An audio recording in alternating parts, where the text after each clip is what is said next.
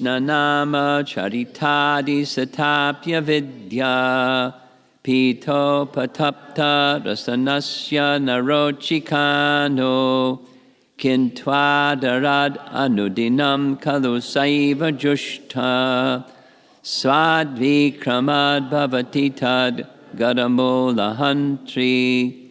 So yesterday we focused on this word, sita, the rock candy word that removes avidya, just as rock candy or sita or misri is the antidote for the liver disease that makes things taste bitter when they're actually sweet, but you continue to take the sweet and it cures the jaundice. The jaundice-like avidya of the living entity, when adarad, when the name is carefully chanted, that's our emphasis this morning. Carefully chanting, adarad. You'll see this phrase several times this morning. Then the avidya gradually becomes eliminated.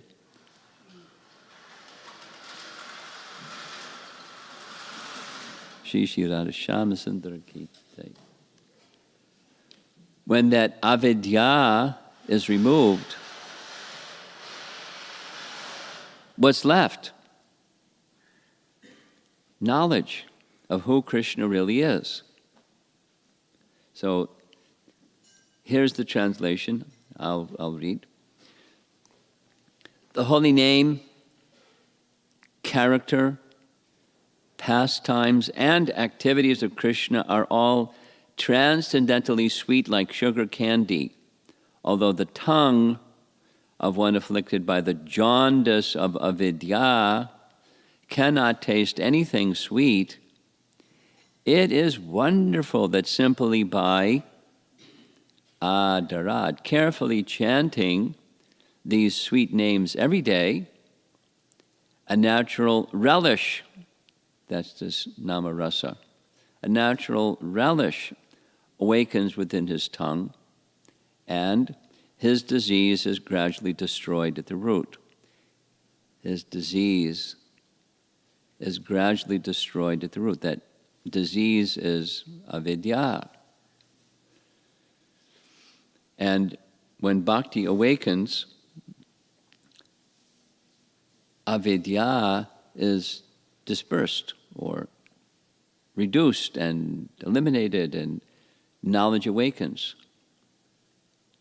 Many of you know the very important verse from Canto 1. Vasudeve Bhagavati Bhakti Yoga Prayojataha Janiyati Ashu Vairagyam Jnanam Cha Yad Ahaitukam. So as knowledge awakens, ignorance is gone. Not just book learning, read lots, and then your knowledge is gone or your ignorance is gone because now you've got knowledge. It's not like that. It's bhakti awakens, and as bhakti awakens, then ignorance is gone and knowledge is restored, because everything that we need to know is already within us, and it just becomes awakened. We hear and chant as a means of purification and awakening that which we've forgotten. But it's not information-centered, it's purification-centered. I'm going to spend a little bit of time now discussing or presenting Sachinandan Swami's theme, because he made his presentation in New Vrindavan last year during their Mother's Day festival. And after that Mother's Day festival, he published or sent out to all the attendees a little few messages that summarized everything that they covered in New Vrindavan during that Japa retreat. So this is an image that comes from that PDF he sent out. And it's, one of his disciples is a nice artist. So it's a depiction of that seagull flying over the waves of the ocean. We reminded ourselves, Ambudhi, Prem Ambudhi, that the chanting of the holy name brings us to that stage of Anandam Buddhi Vardhanam. So there's the waves of the ocean of Ananda, and in those waves, that's the Mahamantra again and again. That's a visual image of what he was teaching. And in his teaching, you'll see some elements of what we're doing also. There are 5 steps or stages. And he's been at this for 20 years. He shared with me, he has been developing an institute in Germany with like 20 people helping him. I don't know what stage it's at. It's been a while since we discussed, but purposefully to take people that know nothing about nothing into the stage of understanding about bhakti through this institute. And so there's 5 parts of the institute. The first one is this yojana, or alignment. There we go.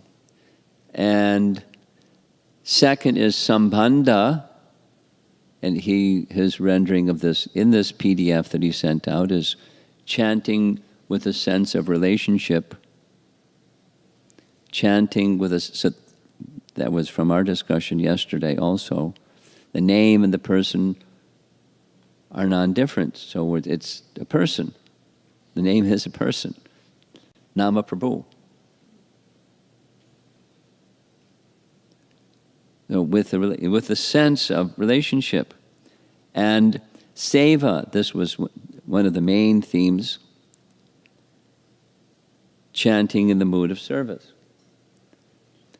And vipralambha, now his words in this PDF was chanting in the right mood. Vipralambha means separation. So I'm trying to connect with you, but I'm feeling that connection is not sufficient. There's a weak connection, and I'm feeling separation from you. Wanting to connect with Krishna. In the beginning stage, it says wanting to go back to Godhead.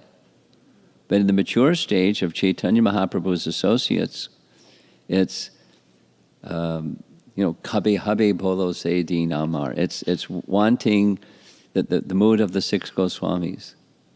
Hey Radhe Brajadevi Ke Chalalite. Where, oh Krishna, where are you now? So that's in mature elevated stage. For us, it's wanting to go back to Godhead.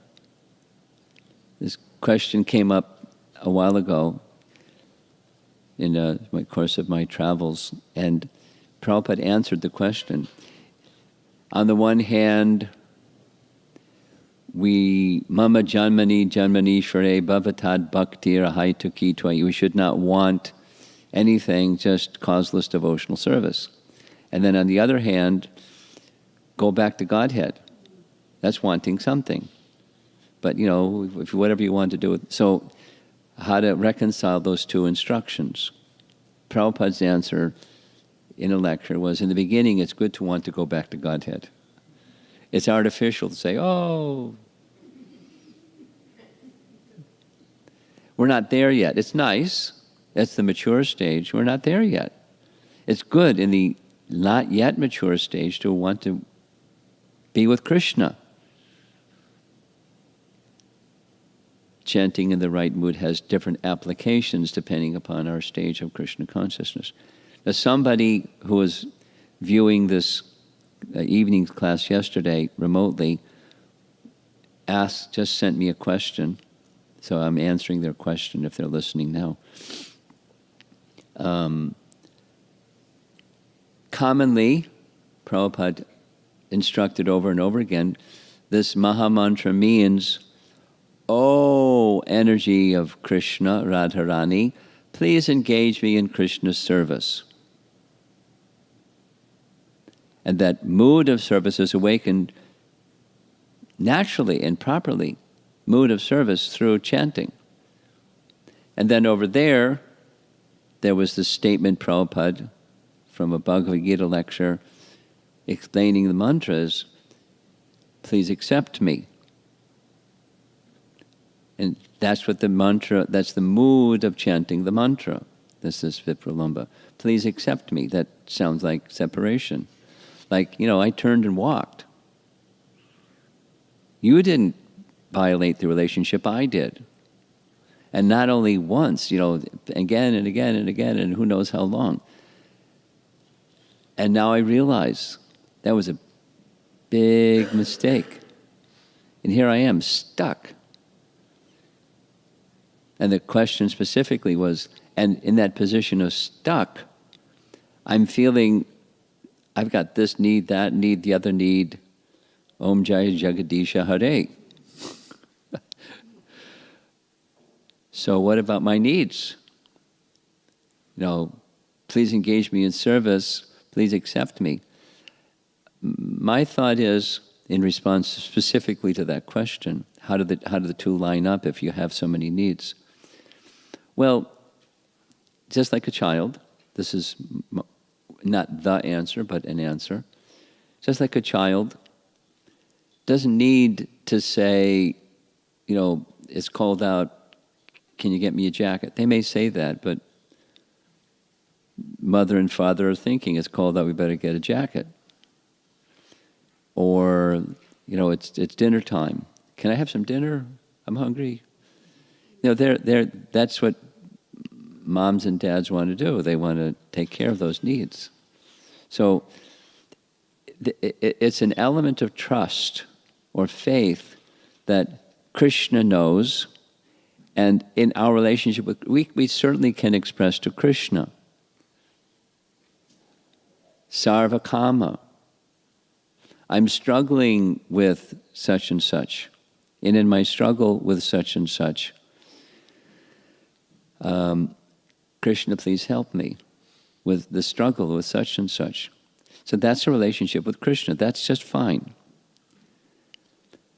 But it's because Krishna is kind, and Krishna has a big warehouse, he can take care of all of our needs. We don't really need to do that. So please establish me in my relationship with you. And then that's the entitlement to the fulfillment of our needs, just like a child reaching their arms to their mother or father. That's the please accept me mood. And mother and father, seeing that affection of their child, they don't need the prompt, but it just adds to the loving mood of the exchange between parent and child. And please engage me in your service. It's not so dissimilar. I'm speaking on this because somebody raised the question, how do these two connect? Please engage me in your service. Our life, it's not just for those who are elevated souls that don't have needs because they're so elevated, though even those that have needs. The real elevating principle is not approaching God and asking for things. If that is one's situation, fine. Tivrena bhakti yogena. When there's tivra bhakti, then one can go beyond that other, the sense of, I need my needs to be fulfilled. Otherwise, I can't really be comfortable in my relationship with Krishna or in my life, because I have needs that must be fulfilled. Anyway, the operative principle is service. And in service, it's I want to restore my relationship of service with you. Please be kind upon me and accept me in your service. Okay, so the fifth is Sharanagati. These are the 5 elements that Satchidananda Swami has established, realized over 20-something years of just focusing and focusing and focusing on. I mean, the whole thing of having japa retreats goes way back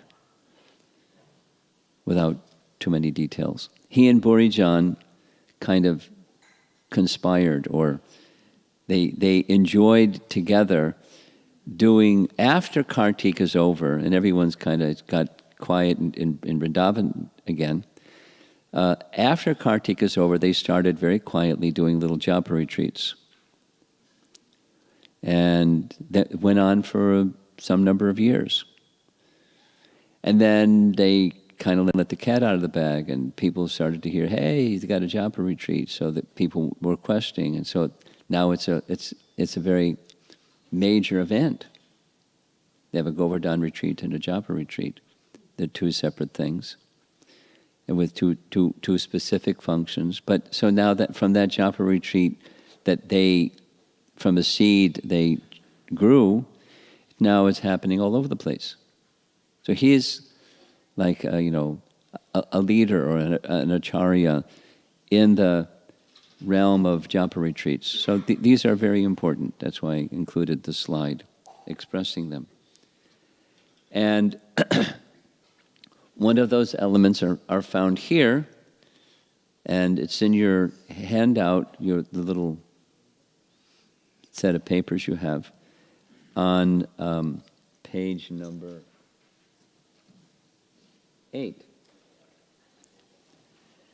It's, as you can see from page 8 and also from the screen here, we're going to focus on a little bit the message from Uddhava Gita. This is an image of Krishna speaking to Uddhava, because Uddhava intuitively knew Krishna is going to depart.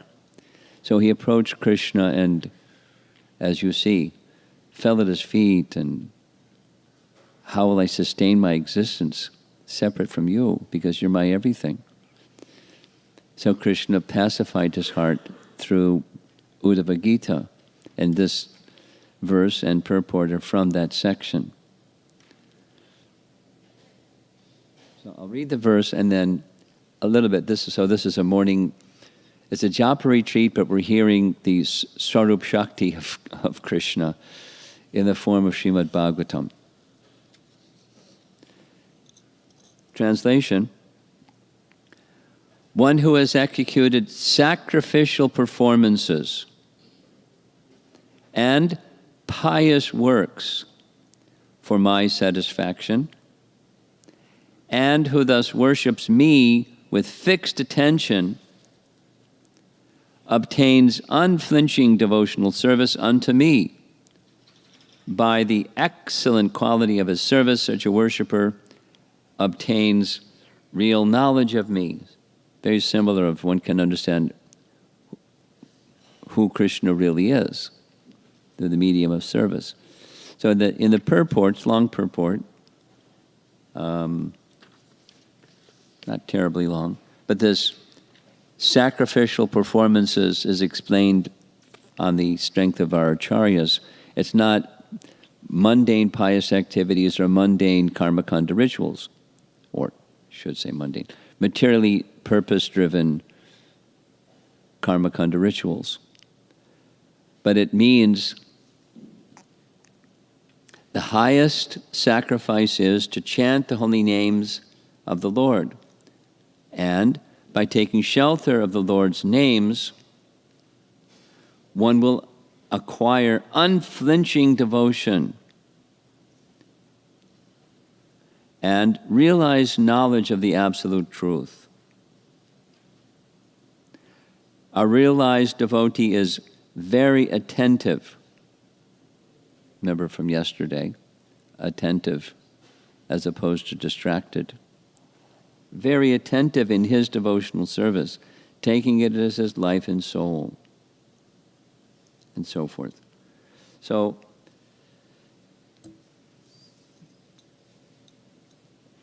this Adarad message, carefully chanting, that's from the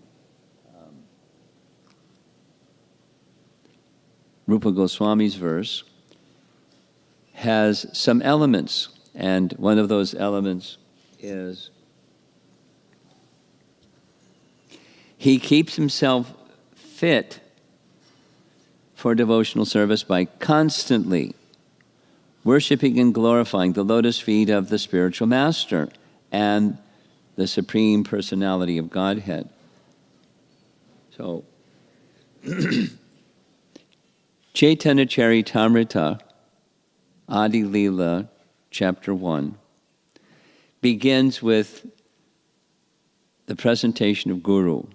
Now, in that section, what Krishnadas Kaviraj is doing is he's revealing the Pancha Tattva, and then elaborates in following chapters.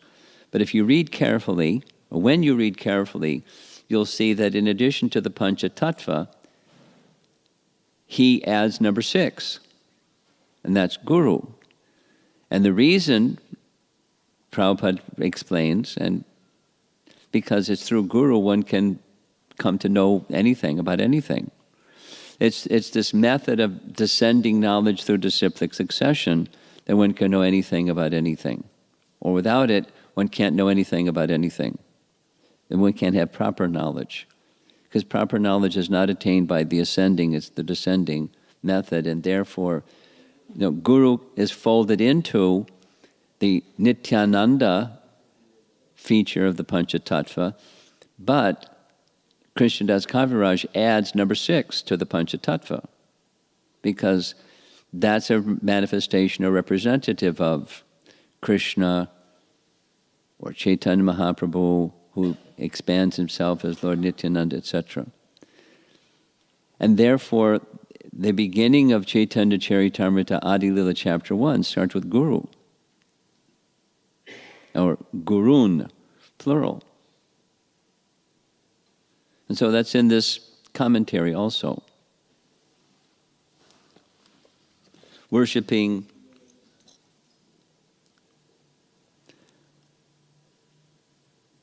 he keeps himself fit. First, devotional service awakens from a very attentive chanting and service.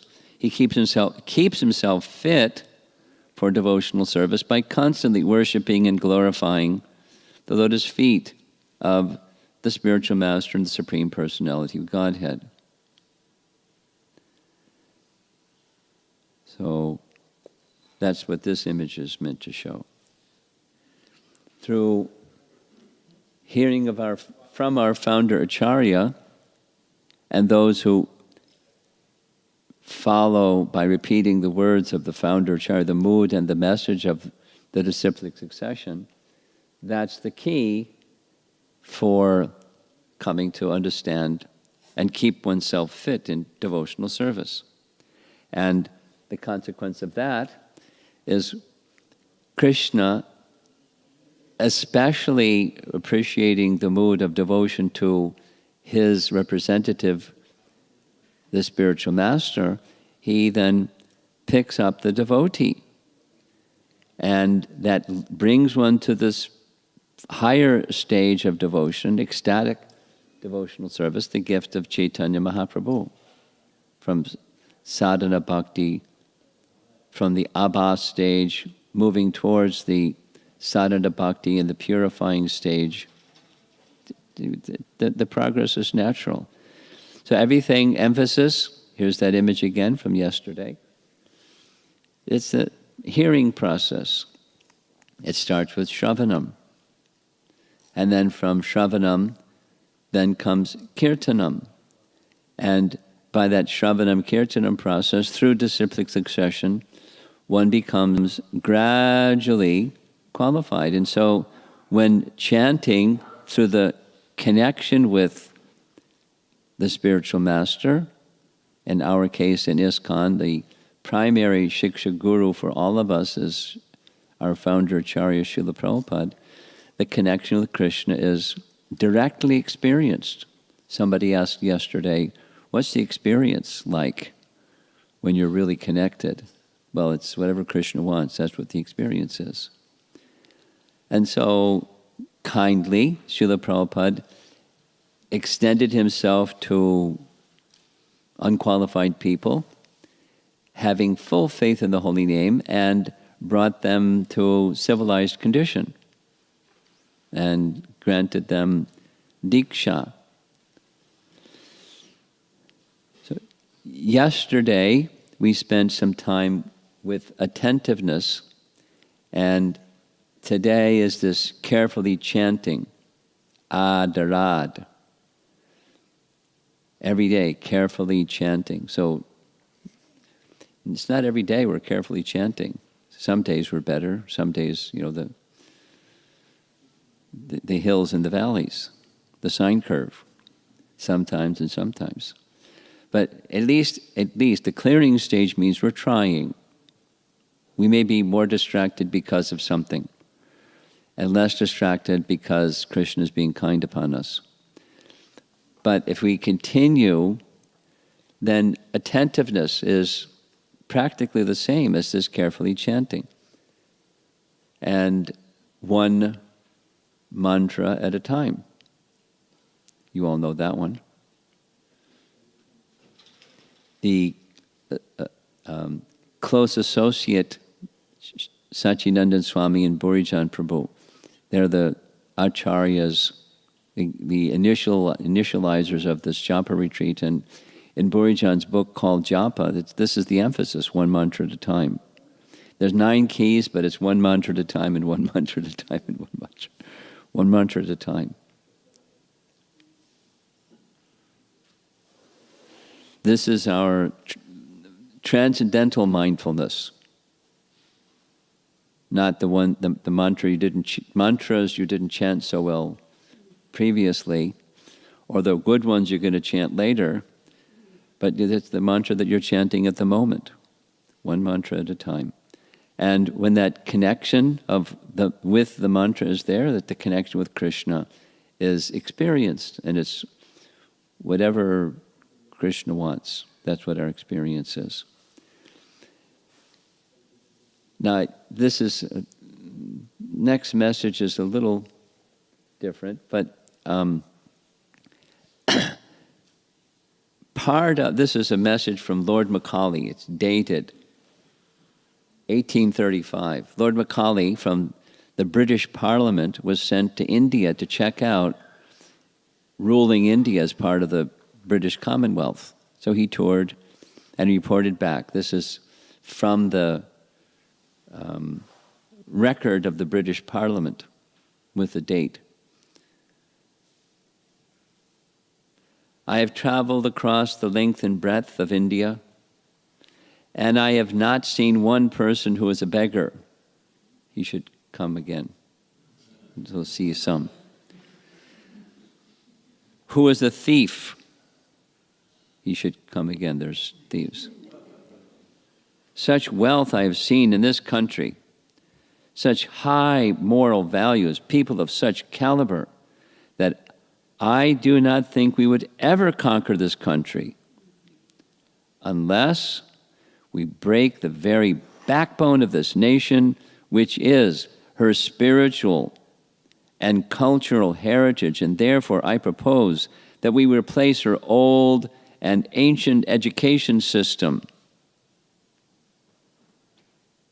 her culture. For if the Indians think that all that is foreign and English is good and greater than their own, they will lose their self-esteem, their native culture, and they will become what we want them, a truly dominated nation. And so they did. So the culture, Prabhupada would sometimes speak of establishing Krishna consciousness through culture, a cultural revolution. And by culture, he didn't just mean Bharatanatyam dancing or Karnataka dancing or, singing a certain way. It's not what he meant. I mean, it doesn't exclude those things, but that's not the meaning. It's, the spiritual culture. And spiritual culture starts with hearing in disciplic succession, because otherwise you're not going to get culture. It's very similar to Prabhupada's explanation of education. For children, is not so important as the academic part. It's important, but it's not so important. The importance is culture. And the same as he taught his students. It's not that he wanted us to learn Sanskrit necessarily, or something. He wanted character and culture. And culture starts with spiritual culture, because without spiritual culture, you can try to tweak behaviors, but if beneath the culture, the values, and the deeply held convictions are out of alignment, if our values and deeply held convictions are out of alignment, then behavior modification isn't going to endure. That's not what he wanted to establish, an International Society for Behavior Modification Incorporated. That's not what he wanted. He wanted Krishna consciousness, and Krishna consciousness is the foundation of culture, so break the backbone. They did a good job. And restoring it is, the task. And one of the great ways of restoring it is through the spiritual culture presented in his transcendental teachings and the chanting of the holy name. And these two, along with prasadam, of course, are very important elements of restoring spiritual culture. In this text that we read from 11th Canto, Chapter 11, Text 47, keeping the lotus feet of the spiritual master and Krishna in one's heart is mentioned. And that's because as Krishna is luminous, where Krishna is in the heart, the spiritual master is at his feet. And so at the feet means in the mood of service. Yes? At the feet means in the mood of service. Therefore, obeisances. Namaha. Namaha, according to Padma Purana, means no false ego. So some people, this is a comment, some people come in to the temple and don't pay obeisances. Some people, reach down towards the floor and touch their forehead, and it's something, it's a gesture. But our training is, full dandavats. That's what our training is. Unless you got a bum knee like I have and you can't do a full, so it's pay obeisances. Namaha. Not just this, but namaha. This is also nice, it's respectful. That helps keep one healthy and strong in spiritual life. That's what the purport says. And so, at the lotus feet of Krishna, and Krishna and his name are non-different, we're in this namaha position, or keeping the lotus feet of Krishna and the spiritual master in our heart. And by following that path, that's where we'll go. I find these images are helpful. Words are nice, and images speak 1,000 words. And there's our founder Acharya's lotus feet.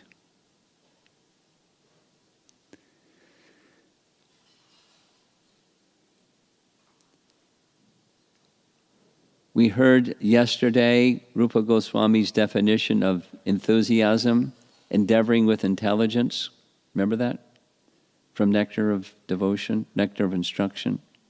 utsahan. Real enthusiasm is endeavoring with intelligence. So where are we going to get intelligence from? Because we make lots of mistakes. We need intelligence in this descending fashion. And enthusiasm can manifest just in our eagerness to receive mercy.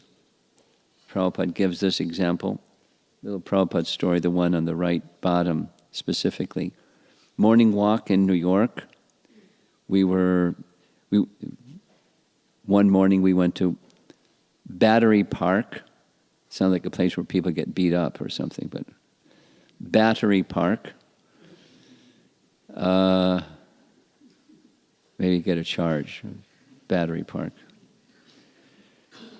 So it was a early morning, and we were walking along a walkway in the park, and over to the left there was a lake. Prabhupada looked up, saw the lake, walked over to the lake, and as we moved over to the lake, the ducks in the lake came over. And Prabhupada looked around and said, "Does anyone have any prasadam?" And then someone had some prasadam, and he said, "Feed the ducks." And then they fed the ducks, and we were back on the path now, and Prabhupada stopped, put his cane into the pavement, and said, "What lesson did we just learn?" And everyone, he said, "The duck that quacks the loudest gets the bread." So, Krishna's mercy is equally extended to everyone, just like the sun shines equally everywhere. Krishna's mercy is extended equally to everyone. But one who experiences the mercy is one who is eager for the mercy. It's not a small thing. No, Krishna will give us some bread anyways. He'll give us mercy anyways. But the lesson is the duck that quacks the loudest gets the bread. Little birds, they're totally dependent, upper left.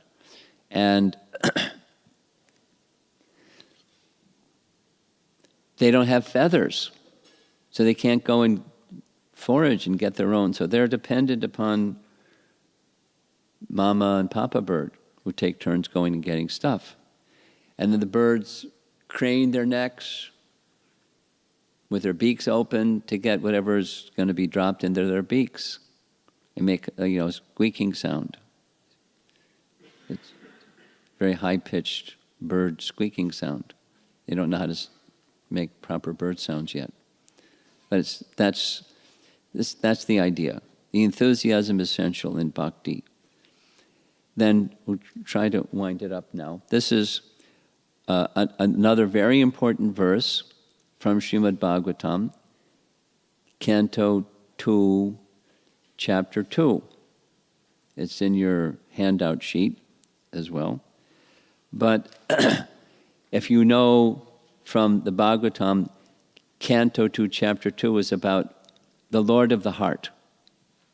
Because at the end of Canto 1, the question by Maharaj Parikshit was, what should one do at the time of death? And what is that subject matter that one should hear, chant, and always remember? So in the first 3 chapters of Canto 2 is Shukadeva Goswami first starts to speak. And the first is the universal form a personal conception of God, and then the personal conception of God manifest by the universal form. It transitions to the process of meditation upon Supersoul. So chapter 2 is about Paramatma realization. But Prabhupada very expertly moves it from Paramatma realization to Bhagavan realization, even at chapter 2. So I'm going to read just some little sections from the purport.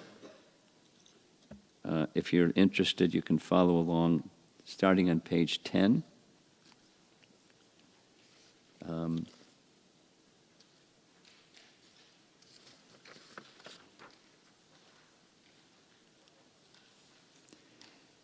starting at the top. We may also remember in this connection that the process of gradual emancipation, liberation, moksha, attaining our spiritual form and acting in our spiritual form, that's the Bhagavatam's message, by the devotees in the manner mentioned above, although authoritative, is not viable in the present age because of people's being primarily unaware of the yoga practice. Or if they do the yoga practice, they think it's go to yoga class and wear loose clothing and do asanas and pranayama, and that's the yoga practice. Next paragraph. Lord Chaitanya, therefore, made it easier for the prospective devotee of the present age in the following specific manner. Ultimately, there's no difference in the result. The first and foremost point is that one must understand the prime importance of bhakti yoga. This message is in Canto 3, Chapter 12, when Brahma is manifesting the subcreation and many things are coming from him. And Prabhupada explains, it's in the purport, but it's in the verse, but he explains that the primary function of education of parents to children is the same message, understanding the primary importance of bhakti yoga, the primary value of the human life.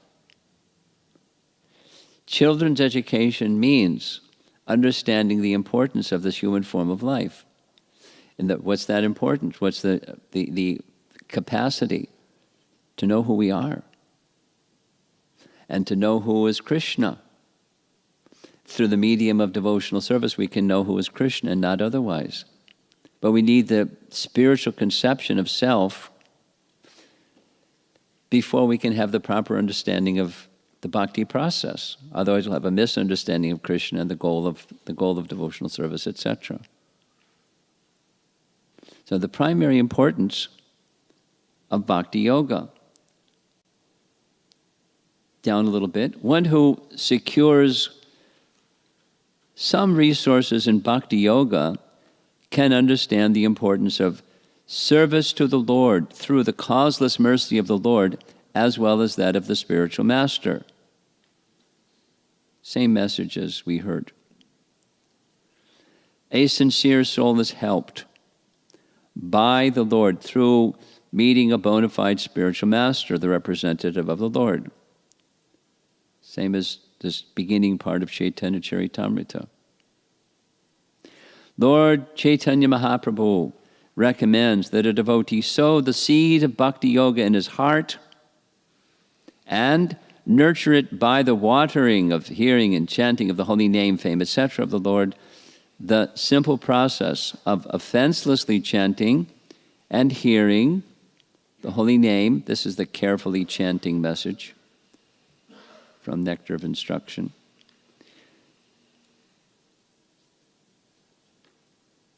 The simple process of offenselessly chanting and hearing the holy name of the Lord will gradually promote one very soon to the stage of emancipation. Like freeing a slave. That's the modern use of this emancipation of slavery. Final paragraph at the bottom. When we speak of hearing and chanting, it means that not only should one chant and hear of the holy name of the Lord as Rama, Krishna, etc., but one should also read and hear Bhagavad Gita and Srimad Bhagavatam in the association of devotees. The primary practice of bhakti yoga will cause the seed already sowed in the heart to sprout. And by regular watering process, as mentioned above, the bhakti yoga creeper will begin to grow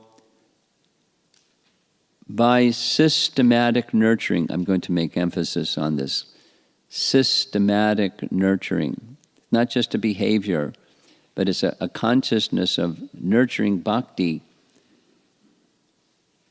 through the hearing and chanting process.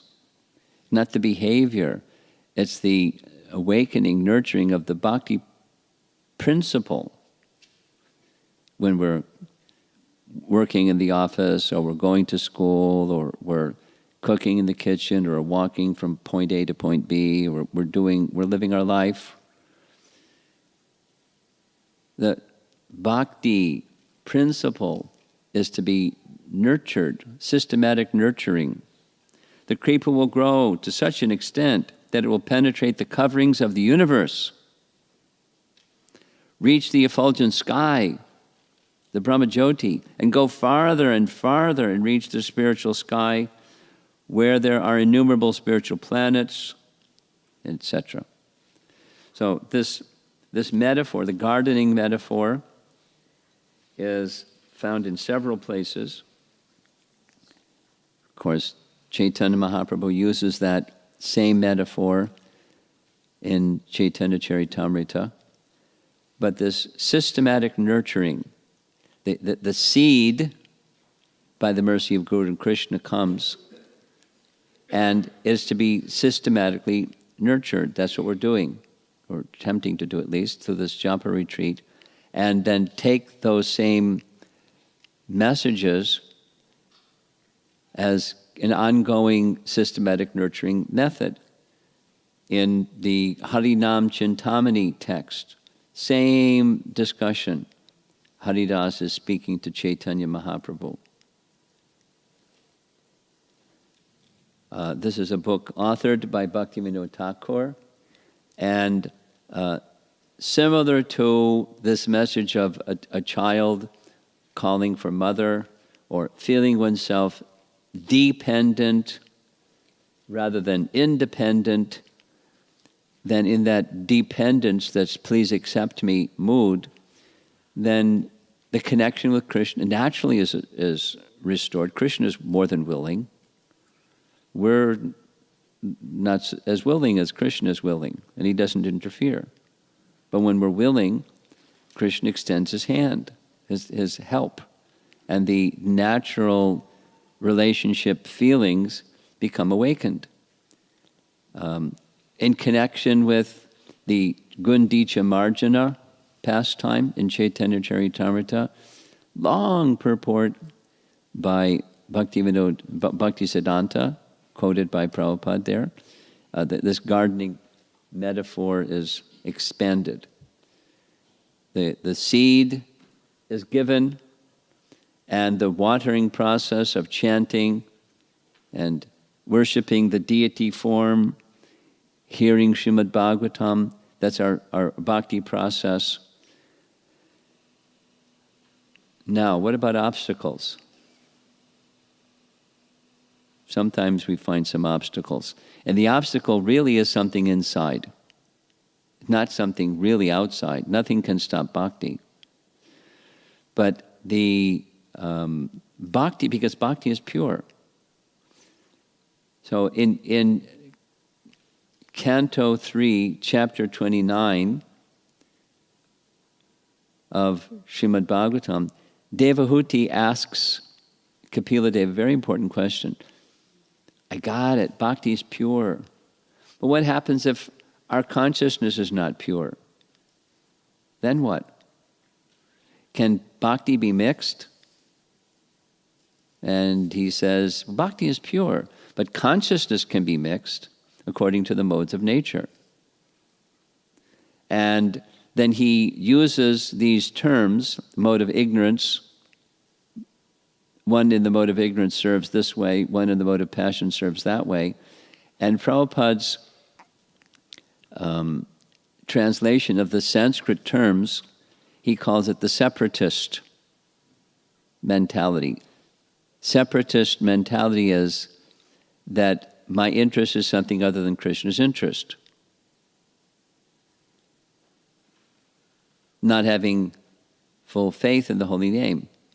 So here are the Sanskrit terms that he uses. Bhina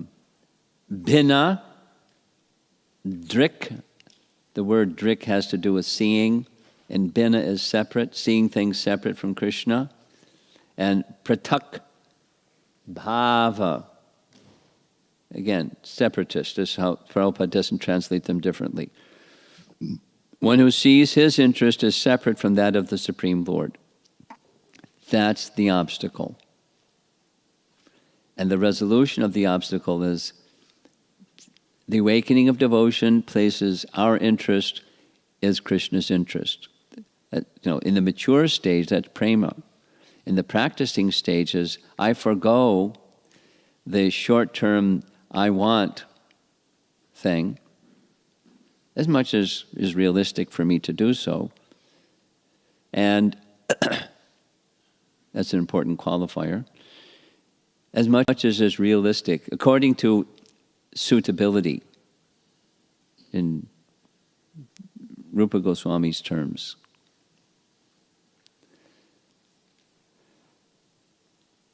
And make this our goal. Krishna's pleasure is everything.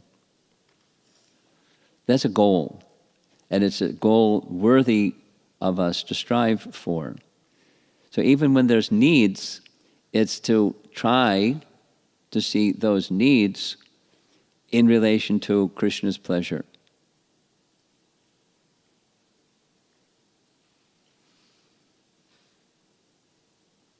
Rather than listing some of our human needs, body, mind, relation, finance, career, stuff.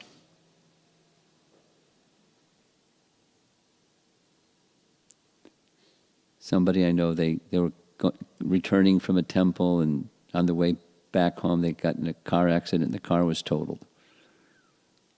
There was a need. Nobody was hurt in the car, fortunately, but the car was totaled, so they got another car. So that's a need. Get another car.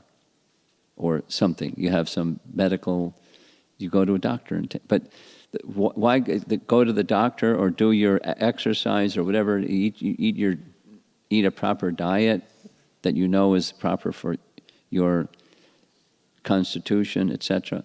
Why do we do those things? Not just I want good health, right? I want to get from point A to point B, so I get another car. It's service to Krishna mood. We strive to do that, and the awakening of that is through the chanting of the holy name and hearing from Scripture. Now, mentioned in the text is also this worship of Tulsi, because we know from Haridas Thakur and our scriptures as well, we sing every morning, those who are seeking this Nama Rasa or Nama Prabhu's mercy, Tulsi's ready. She wants to give. And so when we have our 64 round day, we'll make an effort to have Tulsi in the temple room so we can take shelter of Tulsi and pray to Tulsi for bhakti. We're almost done here. And time is already passed. Systematic nurturing.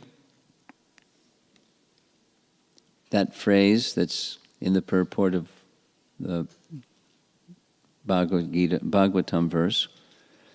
Systematic nurturing and carefully chanting this adarad message. They're very close. And if we apply them, they're nice messages. And what's important with nice messages is to let it go inside and then cultivate. And when we cultivate, then the practical application feature takes us to Krishna. And next to the last slide is this one, little story. I heard this one from Sachinandan Swami.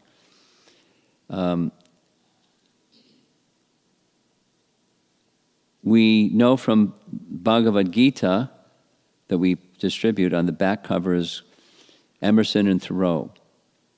And they liked reading Bhagavad Gita. And I mentioned this once at a college.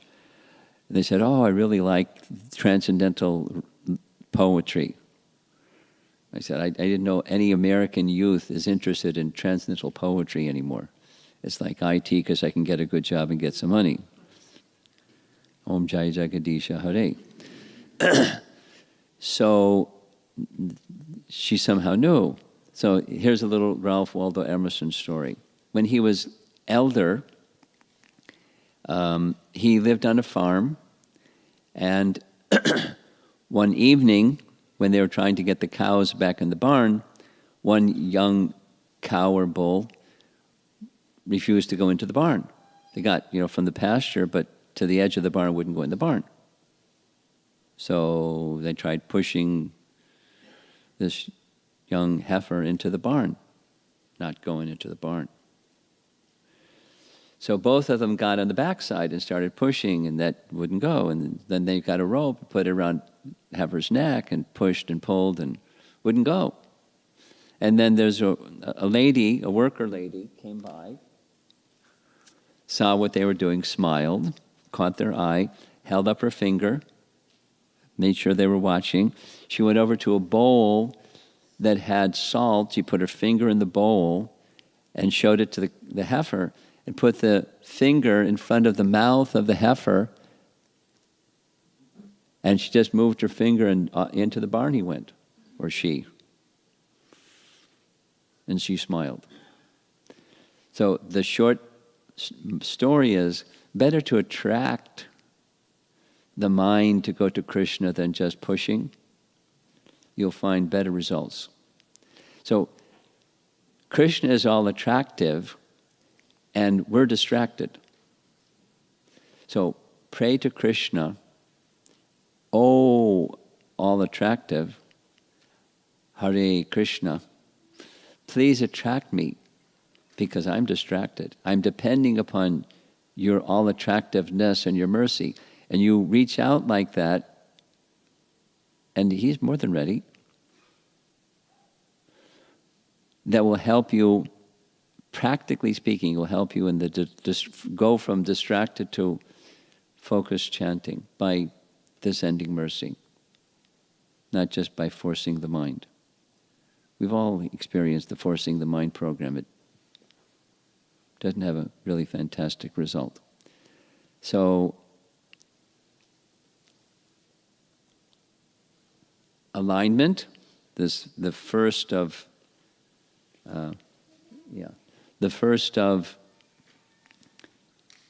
those 5 processes that Satchidananda Swami spoke of.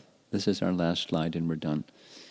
Align the heart and the mind. So we've been hearing some messages that are to help guide the mind. Now, the intelligence is needed to guide the mind, otherwise the mind is fickle. But to keep the intelligence moving in the right direction, thus the mind moving in the right direction, and the ear moving in the right direction, there has to be this alignment of the heart. Because back to yesterday, the why. Why is it important to us anyway? And the clearer the why is, then the feeling behind the whole alignment process to carry us closer to Krishna, the attentiveness in our chanting of the holy name. And then it'll help us awaken Namarasa. There's a conclusion of our morning discussion. Now, there was really lively questions, answers yesterday. Let's see what happens this morning. Any comments or questions?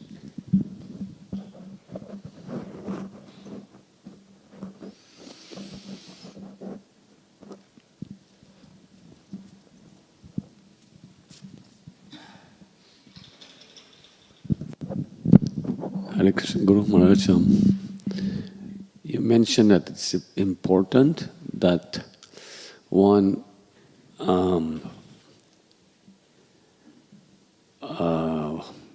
worships the lotus feet of Guru and Krishna. Can you expand on the meaning of worship the lotus feet of Guru and Yeah, Krishna. very simple. Very simple. Someone said also it means following the instructions. Yeah, that's the main thing. Thank you. It's not just your behavior, it's a mood. And the mood is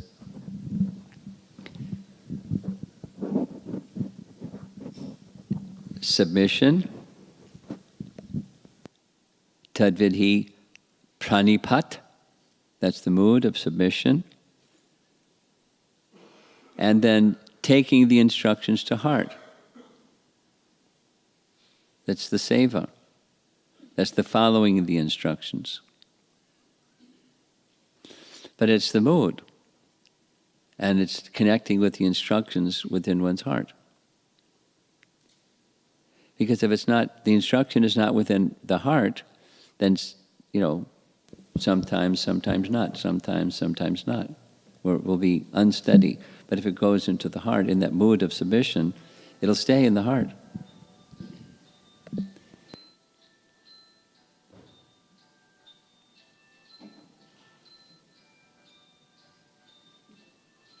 Ooh. Okay. To expand on that, just a small appreciation of the Srimad Bhagavatam being compared to the literary form of Krishna. Krishna departed and Krishna appeared as Srimad Bhagavatam. According to Padma Purana, the first two cantos are his two lotus feet. So in those who have taken Bhakti Vaibhav seminar in Vrindavan and Mayapur, they really get into it. Of the first two cantos are meditation upon the lotus feet, and meditate upon in hearing in that mood. This is the lotus feet of the Supreme Lord. And to be at the lotus feet of the Supreme Lord, it's the mood of service. When you're at someone's feet, it's the humility. False ego is namaha, it's gone. And without false ego, I'm at the feet of the Srimad Bhagavatam, receiving the instructions. I'm ready to serve. And even if we have an inquisitive spirit, we may not have been able to articulate a particular question so well. This was my appreciation just reading Bhagavad Gita, first time through as a college kid. So many questions that I had, I never knew how to phrase them properly, and they're phrased and then they're answered. But the prashna, the inquisitive mood, or jigyasu, the inquisitive mood, is preceded by pranipat. So that's that 434 verses, what it means. That's my response to your question. Not just following instructions. That can be mechanical.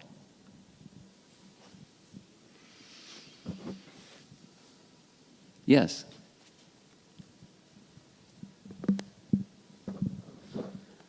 Maharaj, this is related to your answer for surrender versus our needs. So, in real scenario, Maharaj, how we will know whether somebody is really surrendered or he is having an attitude of carelessness or dutyless? Time. Unless you're a pure devotee, then you can know right away. But if those of us that aren't pure devotees, over time. The consistency and mood as well of service.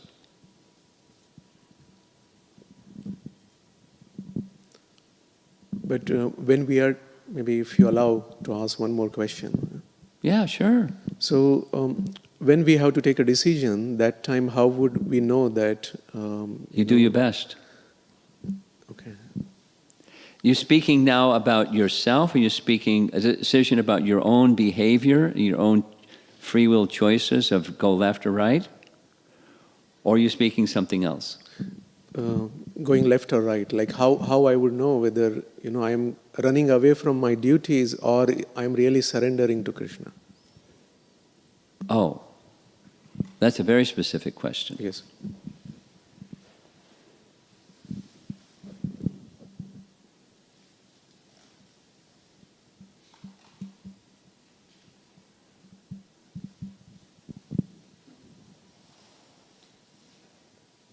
How will I know if I'm going away from my duties or if the purpose in doing what I'm doing is surrender to Krishna? It may be a specific application you're thinking about, which I don't know and I don't need to know. But it's a really good question. Therefore, I'm pausing a bunch. Because in the moment, we need to make a decision. And it's also in the moment we need to be introspective. And if you're asking yourself that question, you're more likely to get the answer than if you don't ask the question. So it's a good question.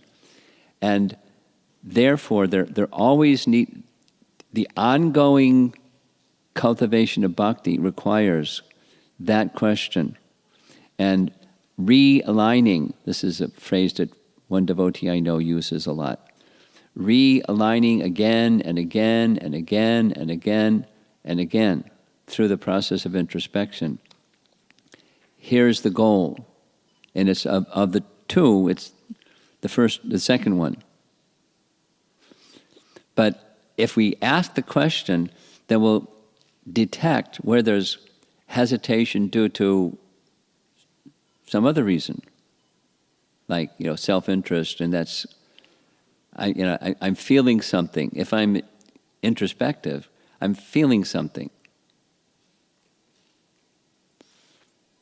and if we're not honest, according to Jiva Goswami's Bhakti Sandarbha, it's the first sign of offense is dishonesty in the world and with oneself both. So the bhakti principle is we have to be honest. Satyam. Now that's and para satyam is not just mode of goodness honest, but honest before Krishna. So that's the right. It's a fantastic question to ask, and we may not get it right in the moment, but if we're continuing over time to ask the question, Krishna will help us. He, either from within our heart or somebody next to us, will tap us on the shoulder and say, Prabhu, you're headed for the ditch.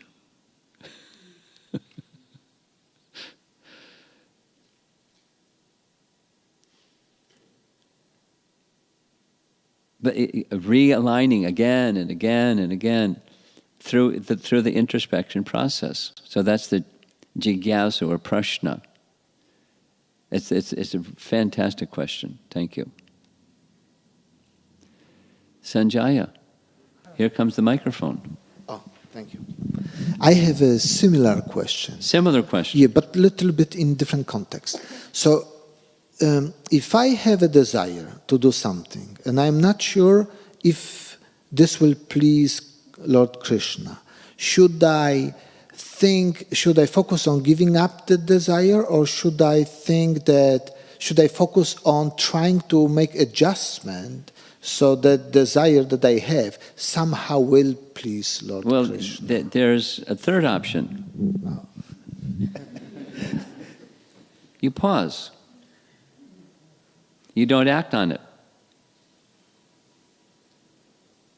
Not like you trash it or you tweak it. Just pause and do this realignment. You look inside. Because if there's some hesitation, it may be because there's something that we know intuitively or Super Soul is telling us, hey, it's going to take you away from Krishna to some degree. So you pause. You go. That's mode of goodness. You go into this reflective space and you dial into the Krishna channel.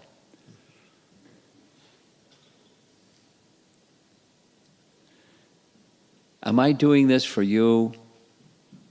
I mean, there may be some need. Let's say music. You like music, so am I doing this because I like music, or am I doing it because it gratifies a need? I mean, that's not probably your example, but so it's a mix. But I'm being honest with myself. There's this liking, music liking. So let me take this and, as much as I can, make it an offering for the pleasure of Krishna. And I believe that's what you do. I mean, there's a mix. I also believe there's a mix, but that's okay. The offering to Krishna part and try to amplify that. Now, if there's something else that you're not sure if it's going to be pleasing to Krishna or not, pause.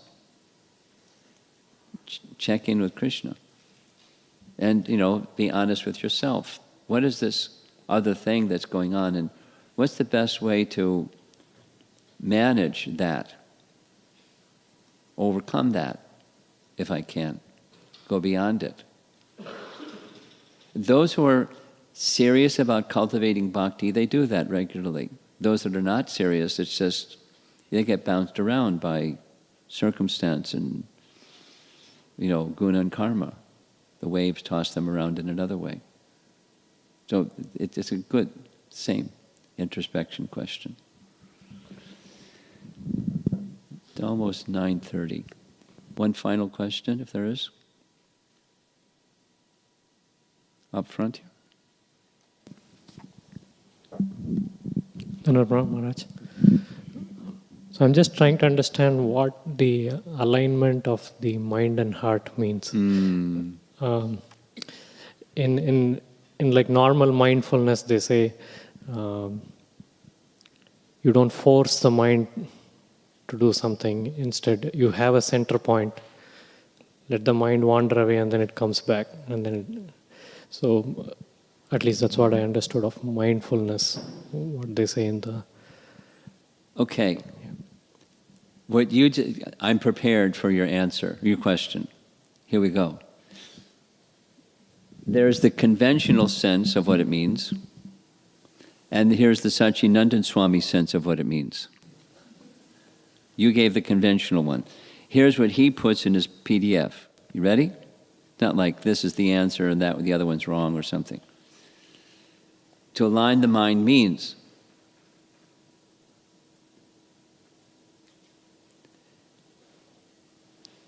to relinquish thoughts of the past and future. This is mindfulness, be in the moment, and focus on being utterly present. That's to align the mind.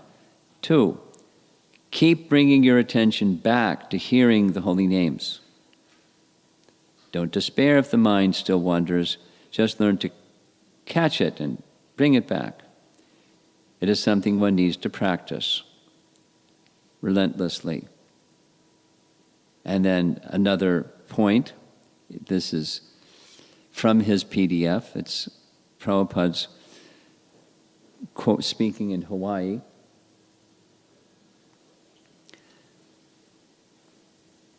What is controlling the mind? This is alignment of the mind. You have to chant and hear, that's all. You have to chant with your tongue and hear the sound, that's all. What's the question of the mind?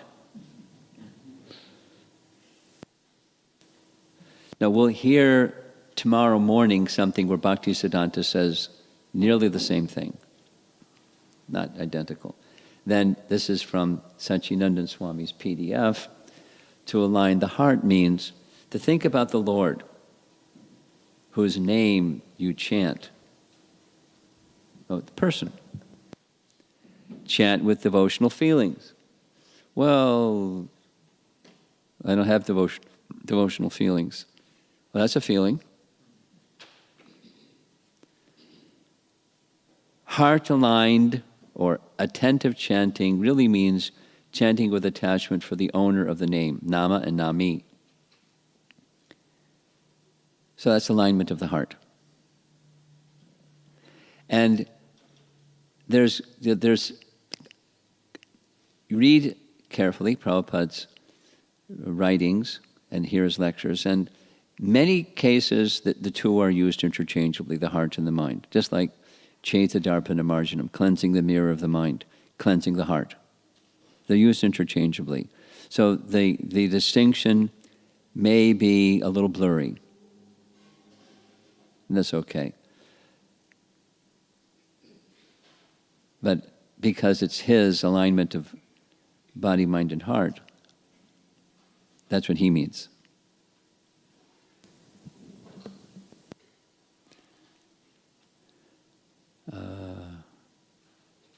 I'm going to end. It's 9:30. Time for breakfast. So, do we have some practical announcements to be made? Somebody? Prem Kishore is probably in the kitchen. I'll do this on his behalf. Oh, here he is. Look at that. Say his name and he comes. Prabhuji.